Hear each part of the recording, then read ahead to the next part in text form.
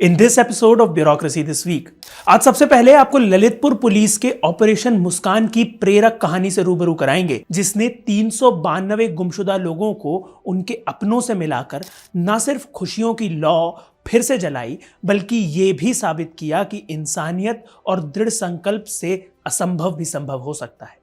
ये कहानी आपको सोचने पर मजबूर कर देगी कि सही दिशा में की गई मेहनत कैसे चमत्कार कर सकती है।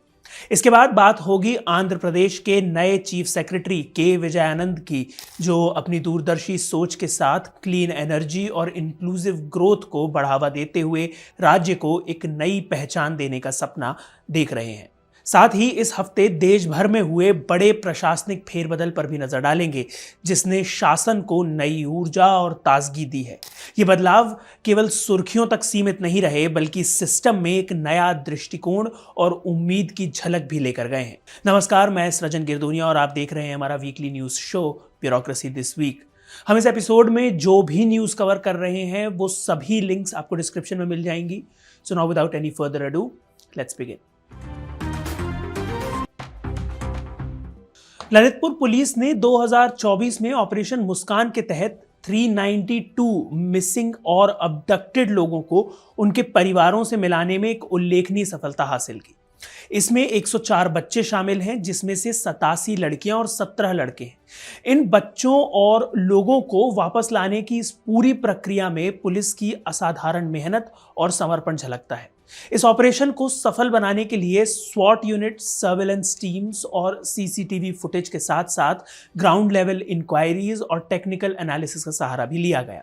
पुलिस टीम ने गहराई से हर केस की जांच की और हर सुराग को खंगालते हुए लापता लोगों को खोजने का प्रयास किया। नतीजतन सभी 392 व्यक्तियों को सुरक्षित उनके परिवारों तक पहुंचाया गया। हर व्यक्ति को उसके परिवार तक पहुंचाने का सफर आसान नहीं था। पुलिस को कई बार निराशा का सामना करना पड़ा, लेकिन उनके प्रयासों में कमी नहीं आई। हर गुमशुदा व्यक्ति के केस को व्यक्तिगत रूप से देखा गया। जब कोई ठोस सुराग नहीं मिलता था, तब भी टीम ने हार मानने के बजाय नए तरीकों से जांच जारी रखी। This operation showcased a unique synergy of coordination with families, the effective use of local information, and exceptional technical expertise. The seamless collaboration between these elements ensured that every missing person could be traced and reunited with their loved ones. Police ने यह सुनिश्चित किया कि हर recovery के बाद परिवार को संवेदनशीलता के साथ सूचित किया जाए। ऑपरेशन मुस्कान की शुरुआत आईपीएस ऑफिसर मोहम्मद मुश्ताक ने बतौर एसपी गवर्नमेंट रेलवे पुलिस या जीआरपी आगरा के रूप में की थी।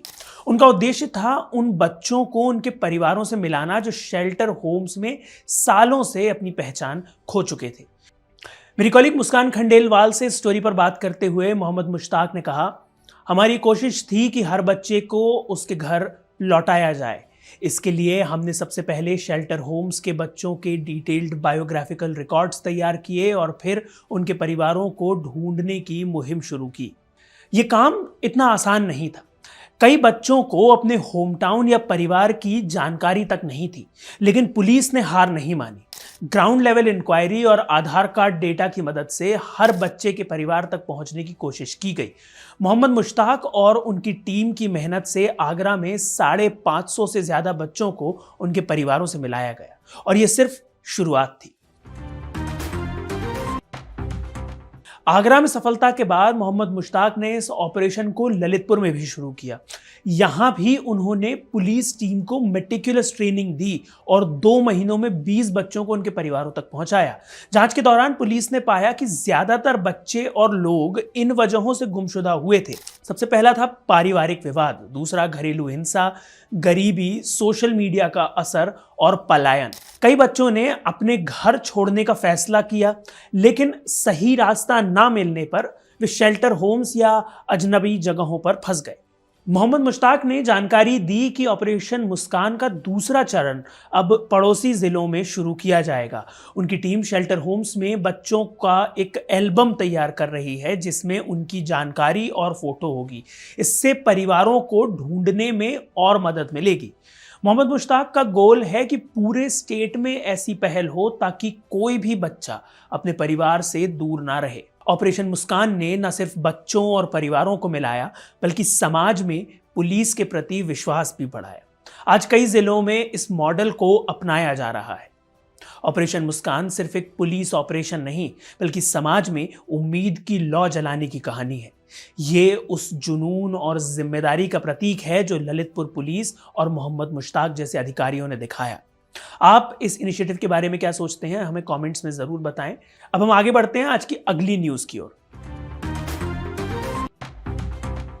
आंध्र प्रदेश सरकार में एक बड़े प्रशासनिक फेरबदल में 1992 बैच के आईएएस ऑफिसर के विजयानंद को राज्य के नए चीफ सेक्रेटरी के रूप में नियुक्त किया गया है। वो 31 दिसंबर 2024 को रिटायर होने वाले 1987 बैच के आईएएस अधिकारी नीरब कुमार प्रसाद की जगह लेंगे। विजयानंद अब तक एनर्जी डिपार्टमेंट में स्पेशल चीफ सेक्रेटरी के रूप में कार्यरत थे। 31 दिसंबर को पदभार ग्रहण करने से पहले विजयानंद ने मुख्यमंत्री नारा चंद्रबाबू नायडू को उन्हें इस महत्वपूर्ण भूमिका को सौंपने के लिए आभार व्यक्त किया। विजयानंद ने राज्य के पिछड़े क्षेत्रों और समाज के कमजोर वर्गों पर विशेष ध्यान देने के साथ इंक्लूसिव डेवलपमेंट पर अपने एफर्ट्स को फोकस करने का वादा किया है। 18 नवंबर 1965 को जन्मे विजयानंद आंध्र प्रदेश से ताल्लुक रखते हैं और मैकेनिकल इंजीनियरिंग में एमटेक डिग्री हासिल कर चुके हैं। वो अपने समर्पण और नेतृत्व के लिए जाने जाते हैं। उन्होंने राज्य सरकार में अलग अलग जरूरी पदों पर एक डिस्टिंक्ट करियर बनाया है। विजयानंद के पास पावर सेक्टर का एक्सटेंसिव एक्सपीरियंस है। उनका आंध्र प्रदेश की इंटीग्रेटेड क्लीन एनर्जी पॉलिसी बनाने और उसे इंप्लीमेंट करने में खास कंट्रीब्यूशन रहा है। This policy aims to make the state a global clean energy hub. उनके नेतृत्व ने पावर सेक्टर की ग्रोथ में बहुत बड़ा योगदान दिया, जिसमें स्टेट के डिवीजन के बाद कई मेजर एनर्जी प्रोजेक्ट स्टार्ट करना और मजबूत बुनियादी ढांचा विकसित करना शामिल है। विजयानंद के करियर में महत्वपूर्ण प्रशासनिक भूमिकाएं शामिल हैं, जिनमें Andhra Pradesh power generation corporation limited या APGENCO और transformation corporation of Andhra Pradesh या AP ट्रांसको के principal secretary for IT and electronics के रूप में कार्य करना शामिल है। उन्हें विशेष रूप से ऊर्जा क्षेत्र में उनकी इनोवेटिव लीडरशिप और स्ट्रेटेजिक प्लानिंग के लिए पहचाना जाता है। उनका एडमिनिस्ट्रेटिव करियर 1993 में आदिलाबाद के असिस्टेंट कलेक्टर के तौर पर शुरू हुआ। उसके बाद 1996 तक रामपा चोदावरम के सब कलेक्टर के रूप में उनकी भूमिका रही। He then served as the project director for rural development, joint collector for Rangareddy district and district collector for Srikakulam and Nalgonda districts from 1998 to 2007. 2007 से 2008 तक उन्होंने state project director for planning and programme implementation के तौर पर काम किया। Vijayanand's contribution particularly in the power and IT sectors as well as his administrative acumen have left an enduring mark on Andhra Pradesh. दिसंबर 2016 से जून 2019 तक IT और electronics के लिए प्रिंसिपल सेक्रेटरी के तौर पर विजयानंद इलेक्ट्रॉनिक्स पॉलिसी और डेटा सेंटर पॉलिसी जैसी नीतियों को विकसित करने में महत्वपूर्ण भूमिका निभाते रहे हैं। Vijayanand was instrumental in developing policies like the electronics policy and data center policy, which attracted major tech giants such as HCL, TCL, and other IT and electronics companies to cities like Vizag, Vijayawada and Tirupati. अब नजर डालते हैं इस हफ्ते के major promotions पर। नए साल की शुरुआत में कई राज्यों में बड़े स्तर पर प्रशासनिक फेरबदल देखने को मिले हैं।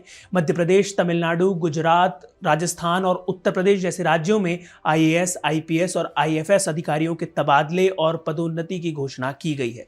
इन फैसलों से राज्य प्रशासन में नई ऊर्जा का संचार होने की उम्मीद है। सबसे पहले नजर डालते हैं मध्य प्रदेश पर।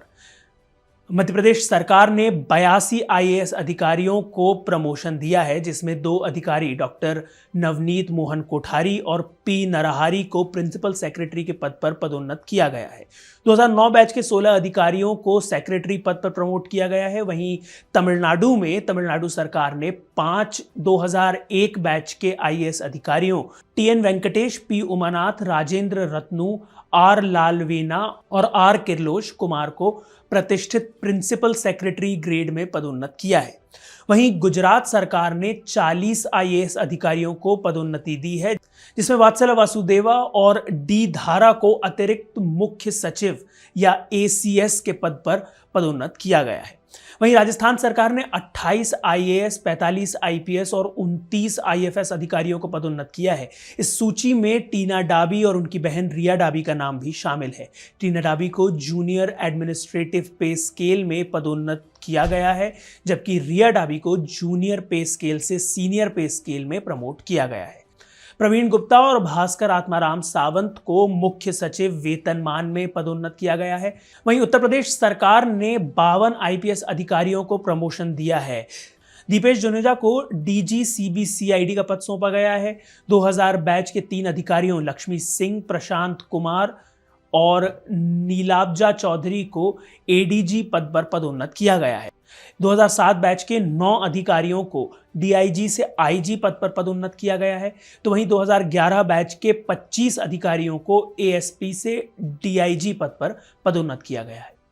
आज के एपिसोड में इतना ही। आपको इस हफ्ते का शो कैसा लगा हमें कमेंट्स में जरूर बताएं। अगर आपको ये वीडियो पसंद आया तो इसे लाइक और शेयर करें, साथ ही इंडियन मास्टरमाइंड्स को सब्सक्राइब करें। Thank you for watching.